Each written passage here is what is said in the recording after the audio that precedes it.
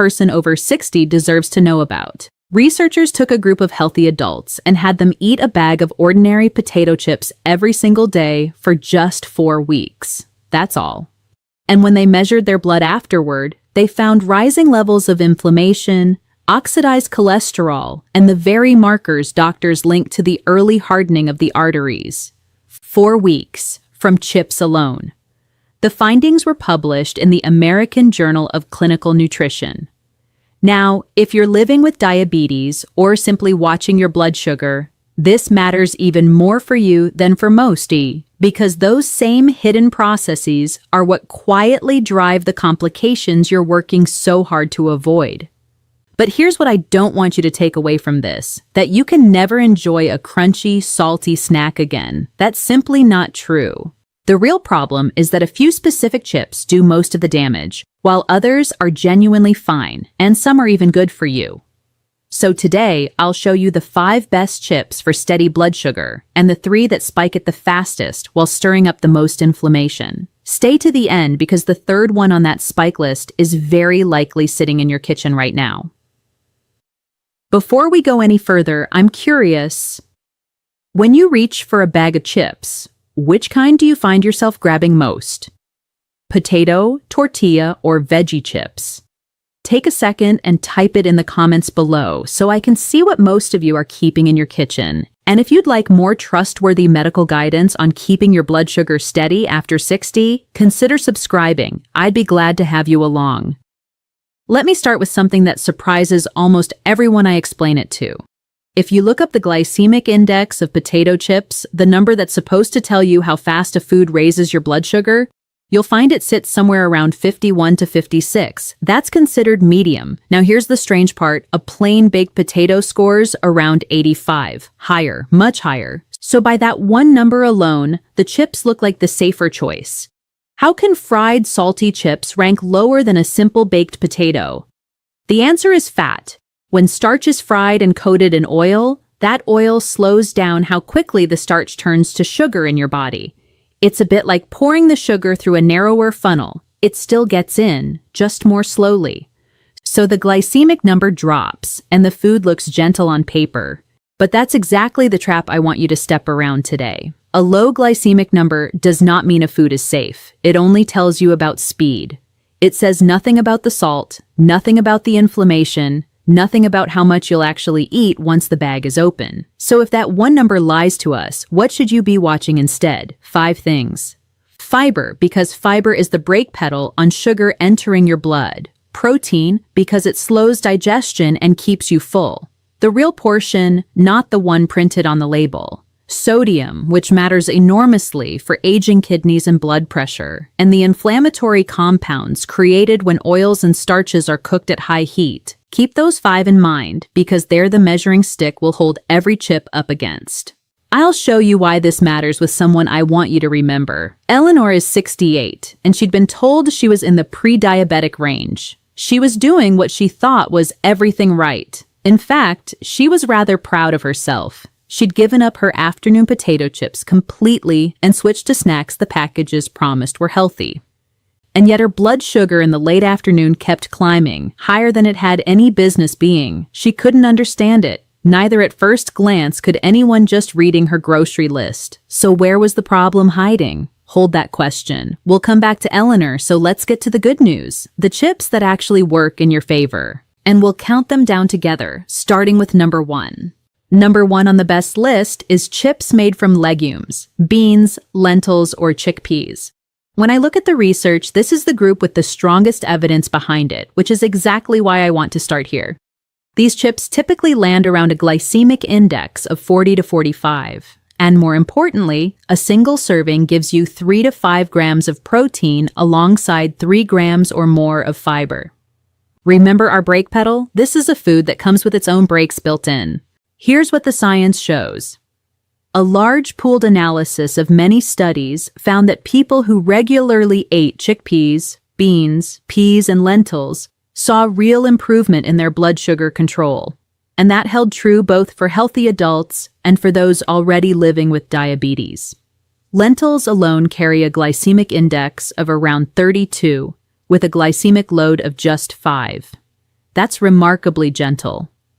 Part of the reason is something called resistant starch, a type of starch that doesn't fully break down into sugar and instead feeds the good bacteria in your gut while supporting how well your body responds to insulin. So you're not just avoiding a spike, you're actively doing something helpful. Number 2 takes that same idea and pushes it even further. Roasted edamame and roasted chickpeas. These have the best protein to carb ratio of anything we'll talk about today. A serving can deliver around 11 grams of protein and 6 grams of fiber. That combination keeps you satisfied far longer, and it keeps your blood sugar on an even, quiet line rather than a roller coaster. For someone reaching for a snack in that vulnerable mid-afternoon window, this is close to ideal.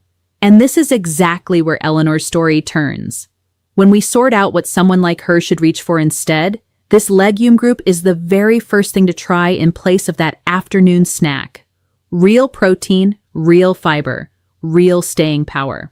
Now, a quick word on brands, because I know you'll be standing in the store wondering. Names like Bienitos, Biena, and Hippias fall into this category. But please, don't trust the front of the bag. Turn it over and read the actual label, because 2 products that look nearly identical on the front can be very different on the back. We'll talk about exactly what to look for a little later. Now, what if you want to go even lower? Carbs so low they barely register at all. That's where our next 2 land, and they prove you can keep the crunch and the salt without asking your blood sugar to do much of anything. Number 3 is chips built from nuts and seeds. Think almond flour crackers and flaxseed chips. These carry the lowest glycemic index of the whole group, often somewhere between 15 and 25. And there's a striking piece of research behind why nuts do this. In a controlled trial, when people ate pecans instead of tortilla chips matched for the same calories, their blood sugar and their insulin after the meal came out noticeably lower, and their bodies released more of the fullness hormones, the ones that tell your brain you've had enough. So you get a double cushion here, the healthy fat and the protein working together to soften any rise. It's crunch that comes with its own protection. Number 4 brings in something greener, kale chips and seaweed chips. These sit very low on carbohydrates, often just 3 to 6 grams of net carbs, and they carry vitamins and minerals most snacks simply don't. Kale is about as nutrient-dense as a leafy green gets, and seaweed brings a load of minerals you won't find in a potato. But I want to be straight with you here because it's a vegetable is not a free pass. Seaweed chips can hide a surprising amount of sodium, sometimes a great deal of it, so if blood pressure is something you watch, that matters. And kale chips are often coated in refined seed oils to get them crisp, which quietly undoes part of what made the kale worth eating in the first place. So yes, these are genuinely good options. Just turn the bag over and check the salt in the oil before you assume the color green means you're safe, because that's the thread running through all of this. It isn't about the name on the front or the leaf in the picture. It's about what the food actually does once it's inside you. And so far, every chip we've counted has earned its place by the same measure: fiber, protein, a sensible portion, and salt kept in check. That brings us to number 5, and this is the one for anyone whose first priority, above everything else, is keeping blood sugar flat. Cheese crisps and pork rinds sit at nearly 0 carbohydrate. Pork rinds carry essentially no carbs and around 8 grams of protein a serving. Those baked cheese crisps you've seen, the wisps and their cousins, run close to 10 grams of protein. With almost no starch to raise your sugar and plenty of protein and fat to slow digestion right down, they simply don't move the needle the way a starchy chip does. But I have to be honest with you, the same way I'd be honest sitting with a family member, because low carb is not the whole story. These are high in sodium and they carry saturated fat. For the person laser focused on blood sugar alone, they're a genuinely smart choice. For the person also managing high blood pressure or heart concerns, there's something to enjoy in smaller amounts, not by the handful. Both things are true at once. Who it's right for depends on which part of your health you're steering hardest. And before we leave the good list, let me give you one swap that saved a lot of people a lot of trouble. If tortilla chips are your real weakness, the thing you truly can't give up, don't just quit them. Trade the standard white corn kind for blue corn. Blue corn has a bit less of the rapidly digested starch, a lower glycemic index, and it carries roughly 20% more protein than the plain white version. It's a small change that asks almost nothing of you and gives your blood sugar a gentler ride. Now, before we turn a corner, I want to hear from you, because how you eat these matters as much as which you choose. When during the day do you usually reach for chips? Is it the afternoon slump, or later in the evening in front of the television? And be honest with me, do you eat them straight out of the bag? Type it below. I ask because the answer often reveals more than the chip itself. Because here's where we turn. We've talked about what to reach for. Now I need to show you what's quietly working against you. The chips doing the very damage you're trying so hard to prevent. So let's begin the countdown of the 3 that spike your blood sugar the fastest, and we'll start at number 3. Number 3 on the spike list is pretzels and pita chips, and these are dangerous precisely because they seem so innocent. Pretzels carry a glycemic index of around 83, that's up in the danger zone. Pita chips are made from refined white flour with almost no fiber left in them. Now think back to our measuring stick from earlier. Fiber is the brake. Fat slows things down. These have neither. There's nothing in them to cushion the landing, so the sugar rushes in fast and high for every gram of carbohydrate you eat. And here's the part that catches so many people I talk to. A great many folks over 60 reach for pretzels on purpose, thinking they've made the responsible choice. Low fat, that has to be better for me. But that's the very thing that betrays you. Because there's so little fat to slow digestion down, that sugar hits your bloodstream even faster than it would from a chip with some fat in it. The label says light, your blood sugar says otherwise. This is exactly why I keep pulling you back to those 5 things we started with. Not the number on the front, not the word light or baked or low fat. Fiber, protein, portion, sodium, and what the cooking does to the food. Pretzels fail nearly every one of them. They just fail quietly, which is what makes them so easy to keep buying week after week. And if pretzels are the spike you didn't see coming, the next one is the spike you thought you already understood, but the real damage runs far deeper than a number on a chart. Number 2 on the spike list is the one you've been expecting all along, regular potato chips. But I don't want you to fear them for the reason you think. It isn't that they raise your blood sugar the fastest. It's what they're doing underneath, quietly, to the walls of your blood vessels. Let me take you back to that study I opened with because now you're ready for the details. It was led by a researcher named Narushevich, published in the American Journal of Clinical Nutrition. 14 healthy people ate about 160 grams of potato chips every day. That delivered roughly 157 milligrams of a compound called acrylamide for 4 weeks. In that short span, their oxidized LDL climbed, along with 2 markers I watch closely, IL-6 and H, SCRP. Those are the body's alarm bells for inflammation.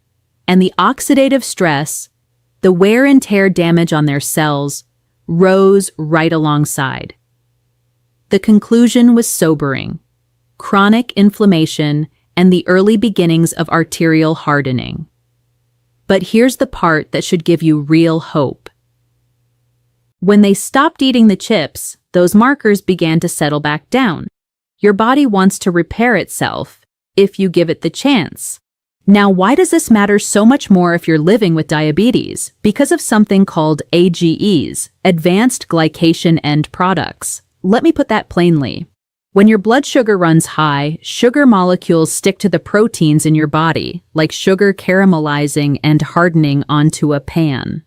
Those sticky, damaged proteins are AGEs, and they're a big part of what drives the complications you're working to avoid in the kidneys, the nerves, the eyes, the heart.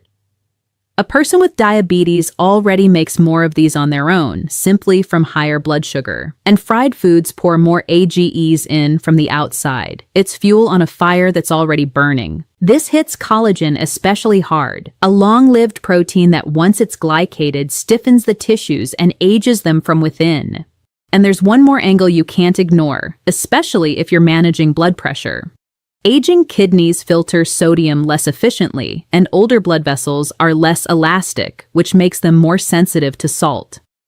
One small bag of chips alongside a typical lunch can push you toward roughly 1,800 milligrams of sodium in a single sitting. For a body that's already salt-sensitive, that's a heavy load. So think of Eleanor again. She had done the obvious thing. She'd walked away from potato chips entirely, certain she was in the clear. And she was partly right, leaving these behind mattered, but her afternoon numbers still climbed. Which means the real culprit wasn't the chip she gave up. It was the one she reached for instead, the one she'd been told was healthy. And that brings us to number 1, the spike at the very top of this list, the one I teased at the beginning, because the chips that spike your blood sugar the hardest aren't the ones wearing a warning label. They're the ones wearing a health halo. This is the biggest betrayal in your whole pantry. Number 1 is rice cakes and the so-called healthy veggie and sweet potato chips. Start with rice cakes. That airy, innocent little disc carries a glycemic index of around 82, higher than the potato chips we just talked about. There's almost nothing in it to slow the sugar down. And those veggie chips and sweet potato chips with the wholesome pictures on the bag? Most are fried in canola or safflower oil, carry just as many carbs as regular potato chips, offer almost none of the fiber advantage the picture promises, and can hide 200 to 400 milligrams of sodium a serving. And let me clear up the biggest myth of all, that baked means better. It doesn't, not for your blood sugar. Baked chips may carry fewer calories and less fat, but stripping the fat out often raises the glycemic index, which means a bigger spike for every gram of carbohydrate. Baked is not your friend here, so now Eleanor's mystery finally makes sense. Those healthy-sounding snacks she'd switched to so proudly, rice cakes and veggie chips, sitting right there on her counter. That was the hidden hand behind her stubborn afternoon numbers. When she traded them for the bean and nut options we started with, within a couple of weeks her afternoon blood sugar eased, and her words, "I stopped feeling like I needed a nap at 3 o'clock." The chip hadn't just been spiking her sugar, it had been stealing her afternoons. And I want you to hear this clearly, because it's the heart of everything today. That wasn't Eleanor's failure. She read the bag. She believed what it told her. The failure was the marketing, not the person trusting it. So let me pull this all together, because if you take one idea home with you tonight, let it be this. Stop choosing your chips by the name on the front of the bag. The words veggie, baked, light, and healthy tell you almost nothing about what happens inside your body. What matters is the back of the bag, the fiber, the protein, the real portion, and the sodium. Read those 4 things, and you'll never again be fooled by a friendly picture. And here's the part I don't want you to lose. You don't have to give up the crunch you love. You just have to choose it with your eyes open. Now let me leave you with a simple way to put all of this into practice, starting with your very next snack. First, never eat straight from the bag. Shake 1 handful into a small bowl and put the bag away. The real portion most people eat is 2 or 3 times what's printed on the label, and that single habit fixes it before you take a bite. Second, never eat chips naked. Pair them with protein, fat, or fiber. A couple of spoonfuls of guacamole, hummus or salsa, or a Greek yogurt dip. Just steer clear of cheese or sour cream dips that sneak in added starch or sugar of their own. Third, learn to read 3 numbers on the label. You want fiber at 3 grams or more, sodium at 140 milligrams or less, and no maltodextrin or added sugar in the ingredients. And the very first ingredient should be a real food, a bean, a nut, a seed, not a refined flour. And fourth, become your own experiment. When you try a new chip, test your blood sugar before and again 2 hours after. Because everything I've told you today is the rule for most people. But your body is the final authority.